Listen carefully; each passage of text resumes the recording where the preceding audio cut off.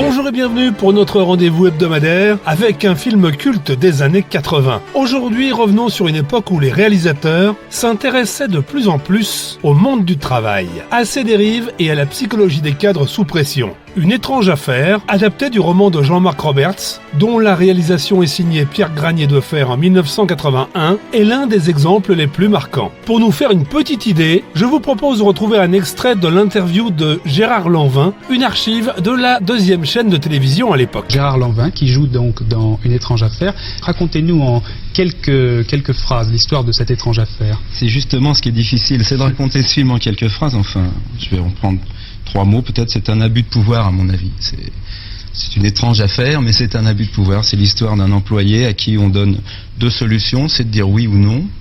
Et par rapport à ça, on arrive en le charmant, en le subjuguant aussi beaucoup, à lui faire dire que oui.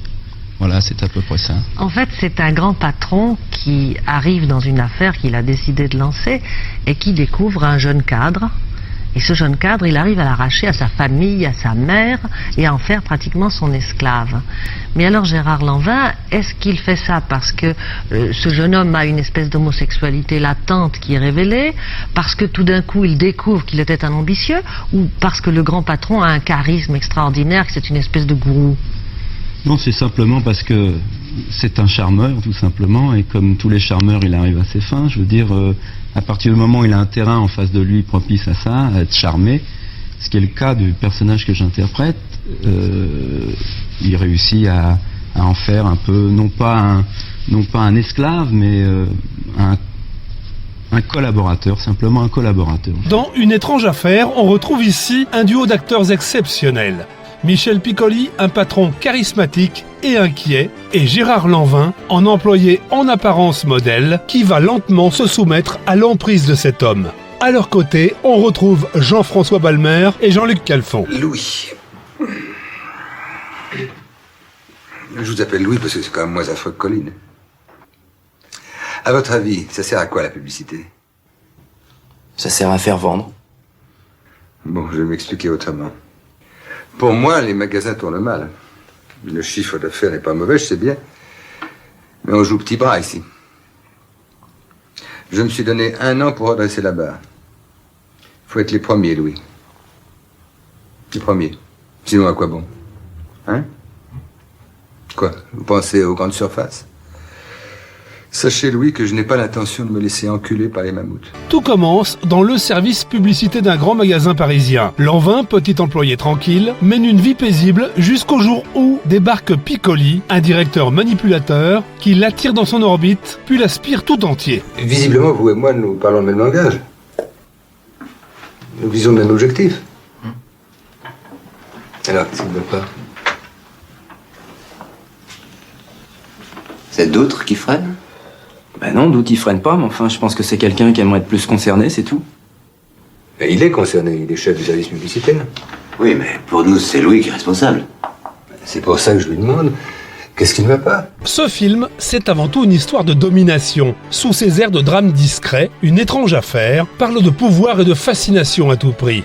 À travers le regard de Lanvin, on voit comment le monde du travail peut avaler un individu, le transformer, puis le vider de sa substance. Ce qui frappe, plus de 40 ans après, c'est la modernité du propos. Le film annonce ce qu'on en appellera plus tard le burn-out, sans véritablement le nommer. On y retrouve des moments symptomatiques. La perte de réponse, la solitude, la peur constante du décès. Et face à Lanvin, Michel Piccoli impose une autorité magnétique, presque diabolique. C'est un maître du jeu froid et raffiné qui fait penser à un prédateur en costume. Ich glaube, die Wellen verschlingen, am Ende Schiffe und Kahn. Und das hat mit ihrem Singen die Lorelei getan. Und das hat mit ihrem Singen die Lorelei getan. En tout cas, c'est pas notre Salomé qui dira le contraire. Ce n'est pas mal non plus, traduit par Gide. Oui, non, mais non, c'est Gide, hein. Lorelai, c'est un garçon. Ah. Salomé est un garçon. Ah non, pas tout à fait. Non, Dieu soit loué, elle n'a pas de mamelle ni de gros cul, mais elle a une poitrine d'ange, Louis. Il n'y a rien de plus émouvant. Tu lui montres? Ah, tu as raison, c'est un peu tôt. On est tous des androgynes, c'est une question de degré. Vous parlez pour vous. Quant à l'ambiance du film, la bande originale est signée Philippe Sard, très en vue et très prisé pour de nombreux films de cette époque. Sorti en 1981, le film remporta un beau succès critique et la reconnaissance du cinéma avec le prix Louis-le-Duc. Michel Piccoli fut couronné du César du meilleur acteur et Gérard Lanvin celui du meilleur jeune espoir masculin. Un double mérite tant les deux incarnent les deux pôles d'une relation toxique, la domination et la soumission, d'une manière à la fois glaçante et bouleversante. Une étrange affaire, c'est la rencontre du cinéma social et du thriller psychologique. Un film à redécouvrir aujourd'hui, ne serait-ce que pour cette atmosphère fraîche où chaque cœur cache une tension aigre. Une œuvre qui nous rappelle qu'au bureau, la plus dangereuse des armes reste souvent le pouvoir d'un regard. C'est tout pour aujourd'hui, je vous retrouve mercredi prochain pour un autre coup de projecteur sur un film culte des années 80.